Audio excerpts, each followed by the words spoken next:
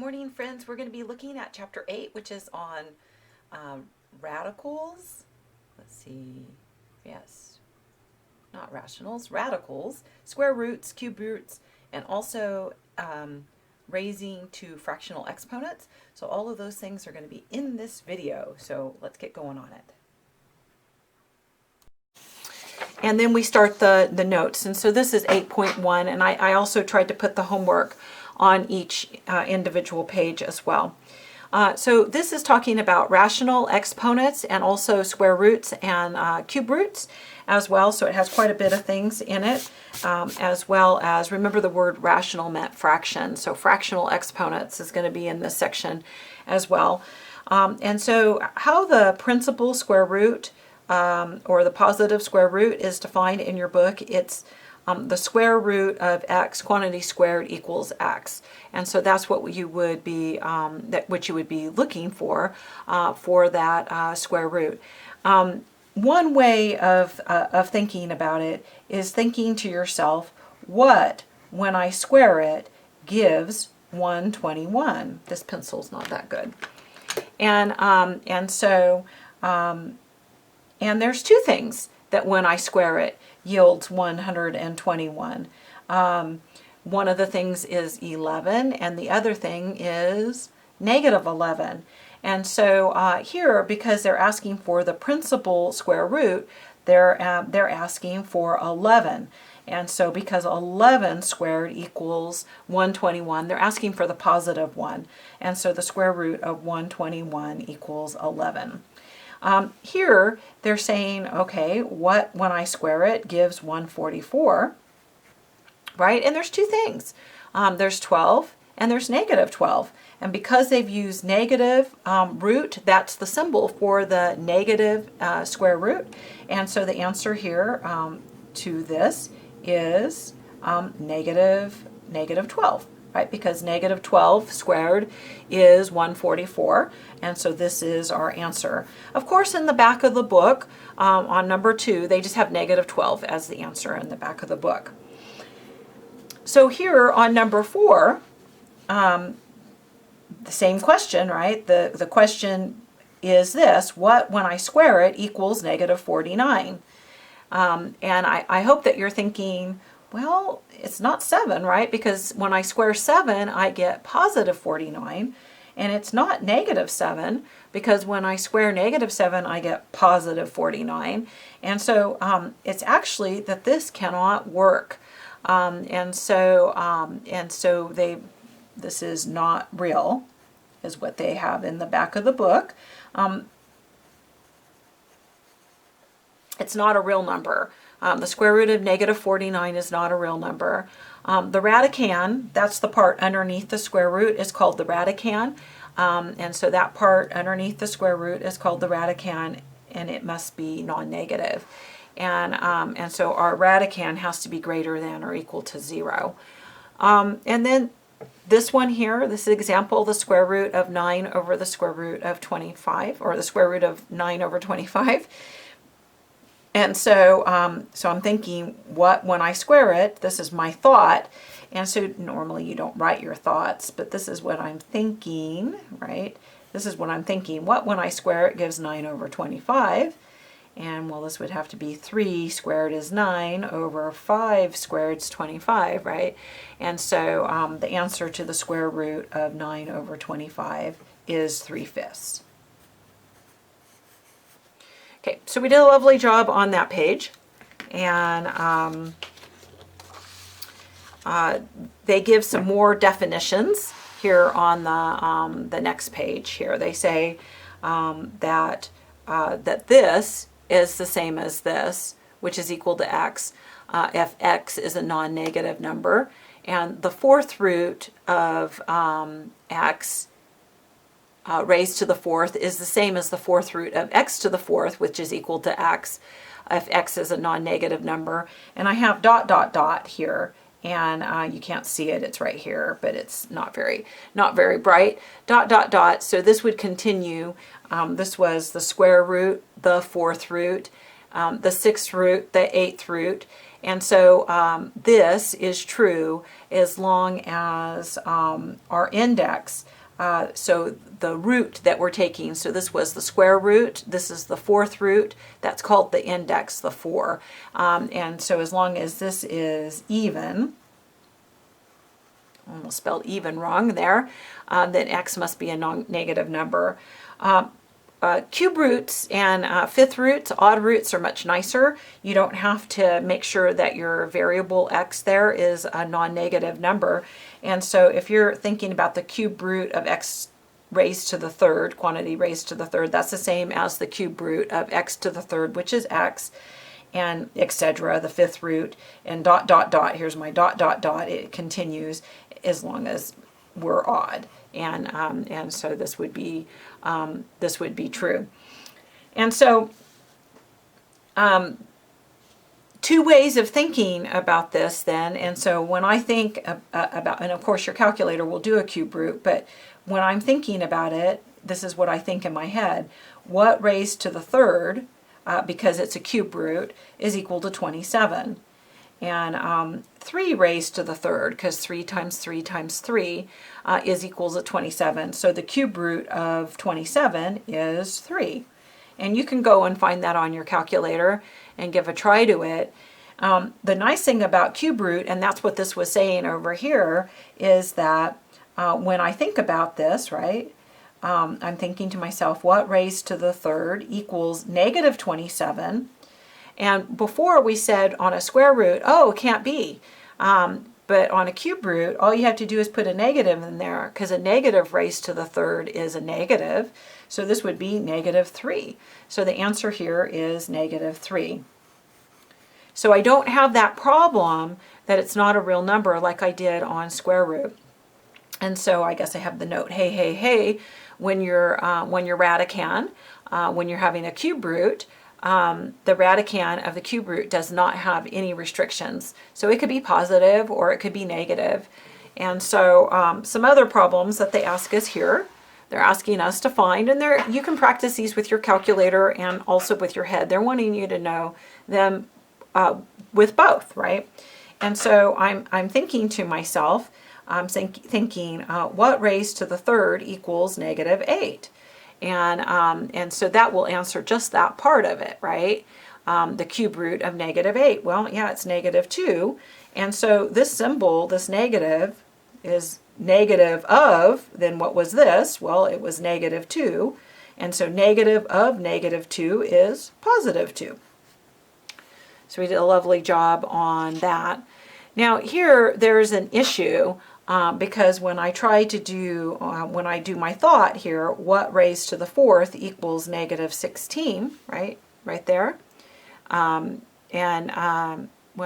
there's nothing when I raise it to the fourth, nothing that is real anyway, that when I raise it to the fourth, I get negative 16. And so this is not real. Not a real number. Missed the word a there. Not a real number. Okay, and so now they're asking us, they say, hey, the variables, assume the variables represent non-negative numbers, and they're wanting us to think about this. And of course, there's two ways of going, of thinking, and how I think about it is I think to myself, because it's square root, what to the second equals 49, a to the 10th is what I think. And then that gives me my answer. And you get where you don't have to think this way. You don't have to write that out. Well, 7 raised to the second is 49. And what, when I raise it to the second, will I get a to the 10th? Can you guys think of anything? I can almost hear people saying a to the 5th, right? And so this is 7a to the 5th. And then here is the cube root of 8x to the 15th, problem number 20. And I'm thinking to myself, what raised to the third, because it's a cube root, equals 8x to the 15th. And so 2 raised to the third is 8, right? And can you guys think of what you would raise to the third power and get x to the 15th? x to the 5th, right? So those rules that we had back in chapter 4, that you would multiply those exponents, is kind of what you're using there. And so the answer to the cube root of 8x to the 15th is 2x to the 5th. And so there we have that. Now, we did not have to assume that x was a non-negative number for this cube root. But in order to do this square root, then we needed this assumption if we were going to use what it was equal to here. Anyway, so that's kind of that story. So here, this is problem 26 rather, excuse me. I'm thinking, what, when I raise it to the 4th, gives 81, a to the 24, b to the 8. And so you could use the 4th root on your calculator to take the 4th root of 81 and find out what it was if you needed to. But I know 2 to the 4th is 16. And 3 to the 4th, so 3 to the 4th, right, is 3 times 3 times 3 times 3. So there's a 9, and there's a 9. And 9 times 9 is 81. And so 3 to the 4th is 81. So this is 3 in here. And I want to get raised to the 4th, and I want it to equal 24. And remember that that it was the multiplication, right, of the exponents. So this is a to the 6, because 6 times 4 is 24. If you're thinking, isn't it division? 24 divided by 4 is 6. The answer is, yeah, you're right. And b to the 2nd, right, to make 8. And so our answer to this is my thought. This is what's true. And so this means my answer is 3a to the 6, b to the 2nd. And here is the 5th root of 32x to the 10, y to the 5th. And so I'm thinking in my head, what raised to the 5th equals 32x to the 10, y to the 5th. You'll get where you don't have to write it, that you can just think it. And so, but I want you to know what we're thinking in order to figure it out. 2 raised to the 5th, we've done that so many times that I imagine that you know that 2 raised to the 5th is 32. You get where you memorize some of those, and they come up so often. And x to the 10th, well, that has to be x to the 2nd, right? And y to the 1st, y to the 1, I'm squeezing it in because 1 times 5 is 5. And so this is 2x to the 2nd, y to the 1st. And of course, in the back of the book, they're not going to write y to the 1st, they're just going to write y. 2x to the 2nd, y. So we needed that the variables were non-negative in order to do the 4th root. But the variables, they didn't have to say anything. The answer would have been the same because of the 5th root. And so it would have been okay there. And then another definition that they give you, and this is where it comes up the fractional exponents, is x raised to the 1 over n. So that's a fraction. 1 over n is the nth root of x. And so what this means is x to the 1/2 is equal to the square root. And so in my index would go a 2. And when it's a square root, I don't have to write the 2. I can just write it like this, the square root of x. And so x to the 1/3 would be the cube root of x. And I would need to write the 3 in the index. I couldn't stop writing the 3 in the index like I do for the 2. And then we'll come on this definition in just a second. And so and then just a note, remember that when you have a square root, you have to be careful. And when you have cube roots, you don't have to be that careful. And so the first problem that we're going to look at, and you can use your calculator to check it. I had my calculator here around. It was floating around here earlier. And here it is. So, because I want to show you how to put these in. your calculator, so I want to make sure I have it. So number 28 is 49 raised to the half. And so by our definition, this would be the square root of 49. And then hot diggity dog, I know the square root of 49, it's 7. And so, but I want to show you that you can put that in your calculator. So 49 and then raise 2, so I hit the raise 2 key there. So I typed in 49 and then I hit the raise 2 key. And then I want to raise to the half, and I can write 1 divided by 2 like that if I like, and that works. The other thing I can do if I like is I can hit the fraction key while I'm here and have 1 in the numerator and 2 in the denominator, because that means, right, 1 divided by 2 is the same as 1/2 as written as a fraction. And then do the calculator, let it do it, it'll give you 7. If you do the square root of 49, it also gives you 7. So you can also use your square root key there. So we did a lovely job on that. And so this right here, negative of 16 raised to the 1/2, this negative is on the outside and is not part of the base. And so we've seen that lots and lots of time. I'll remind you, we saw this when we said negative 3 raised to the second. Do you guys remember that? And we said that's negative 9 because the negative wasn't part of the base. And that's the same thing here, is that I have my exponent half and my base is 16, but the negative is not part of that base. So this is negative of square root of 16. I almost said 4. I almost said the square root of 4, but I was doing the square root, right? The square root of 16 is 4, so this is negative 4. And of course you can put this in your calculator just like you see it. So the negative and 16 and raised to, and then a fraction if I like, half. And then it will give you the same as what we got, negative 4. And so that was problem 30. Now here's problem 38. And so this is, because this is raised to the 1/2 here, so this is the square root of 9 over 16. And we know the square root of 9 over 16, that's 3 over 4. Right? The square root of 9 is 3, and the square root of 16 is 4. So our answer there is 3/4. Now this is saying for the fifth root, right? The fifth root of 32. And we've actually done that one today. The fifth root of 32 is 2, right? Because 2 raised to the fifth is 32. And the good news is you can do it on the calculator as well. So if there's some of them you don't know, you can put them in.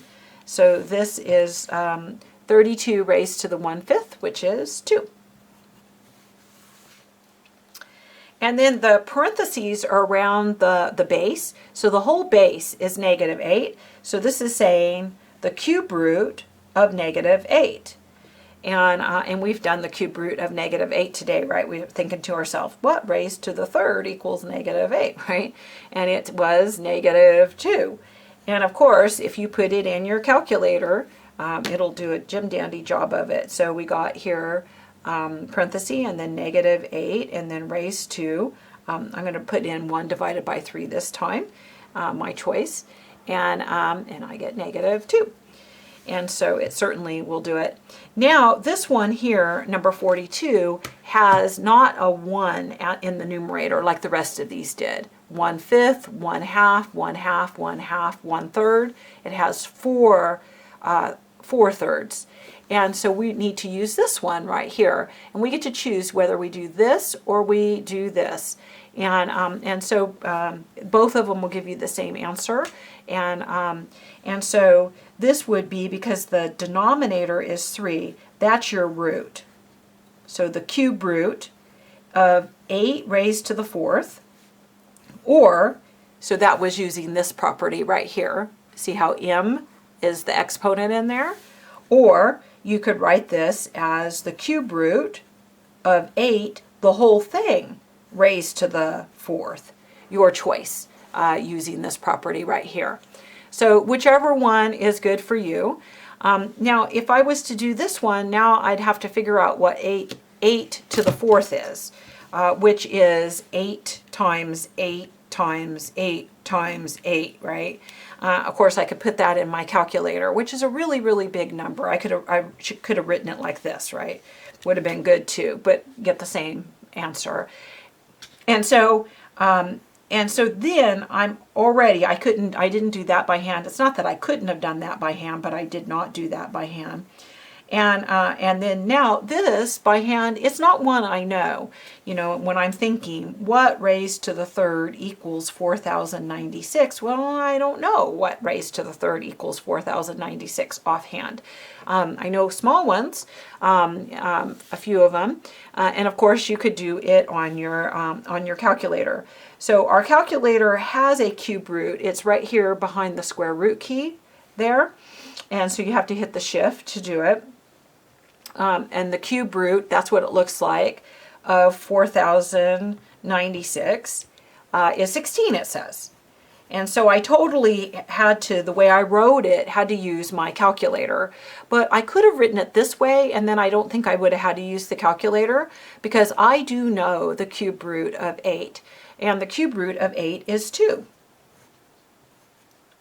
And then 2 raised to the fourth is 16. And so either way, you get the same answer, but this way, the way I wrote it, was more beneficial on this particular problem, because I could do it by hand. So we did a lovely job on that. Then they remind you of the negative exponent rules that we learned in chapter 4, and we haven't used them for a really long time. And so, but we're gonna bring up, they're gonna bring them up again. And so I can write this 9 raised to the negative 1/2 with a positive exponent by just simply writing the 9 to the half in the denominator. So this would be the same as 1 over 9 to the positive half. And well, the 9 raised to the positive half is the same as the square root of 9. So this is 1 over the square root of 9. And I know the square root of 9 is 3. So this is 1 over 3. And of course, you could put that in your calculator and verify that that's what you get. You do want to do these by hand if what you're wanting to go into is a science field. You don't want to always have to grab your calculator. I haven't taken your calculator away from you, and so I would like you to do both. I'd like you to practice it both ways. And so sometimes people say, well, I'm not going to do it by hand. I'm just going to do them all on my calculator, and no one will know. And believe you me, someone's going to know in your future, because you're going to need to be able to know these, like you know adding and subtracting and multiplying and dividing.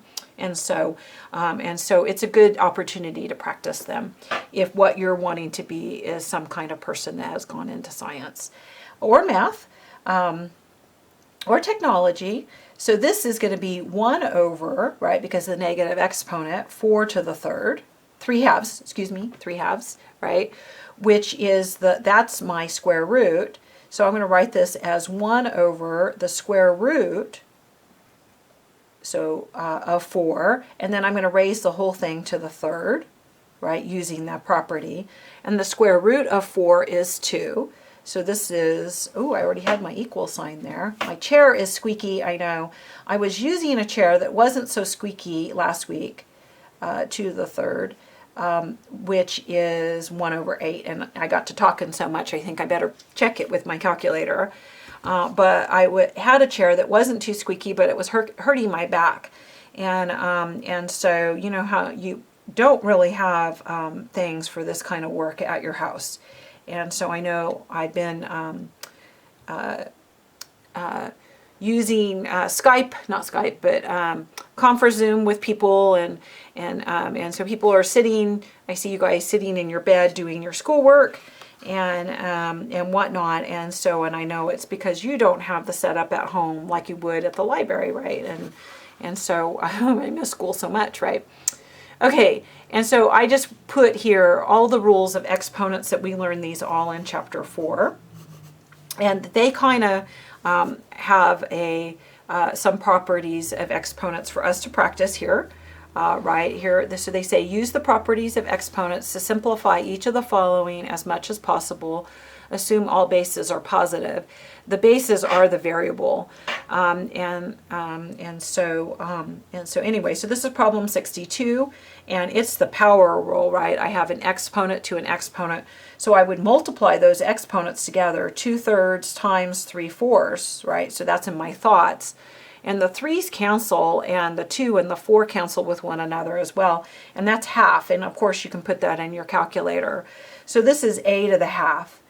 And they didn't tell us whether or not they wanted us to write it as a to the half or if they wanted us to write it as the square root of a.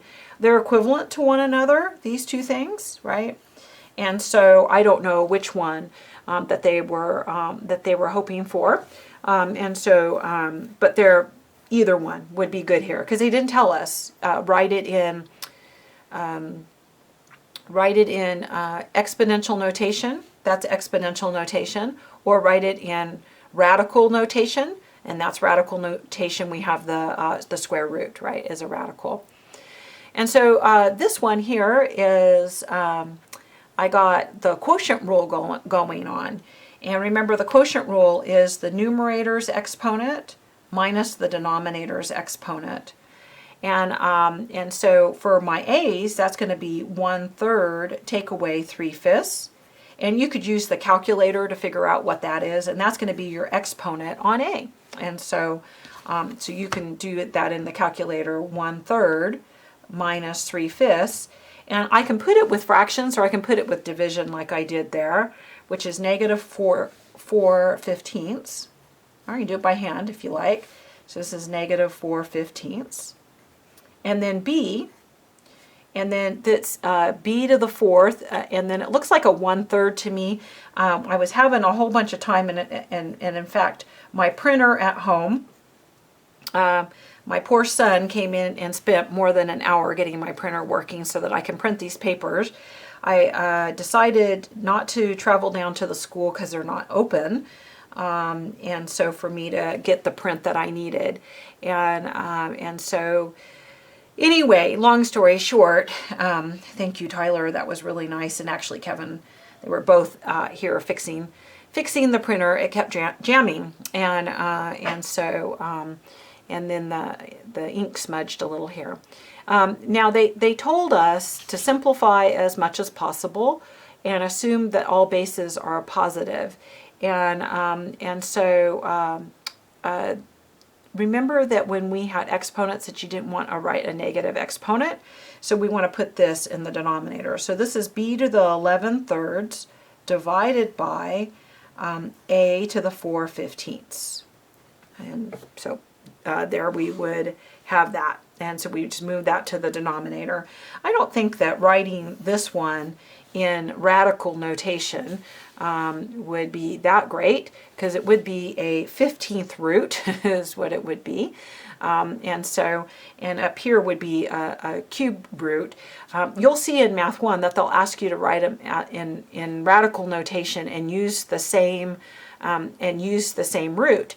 And so you can already kind of see that, well, then you would want the denominators to be the same in order to do that. And you could see how you could make those denominators the same here. I don't think that's what they're asking us to do here. They're just asking us to practice, oh, you have to subtract.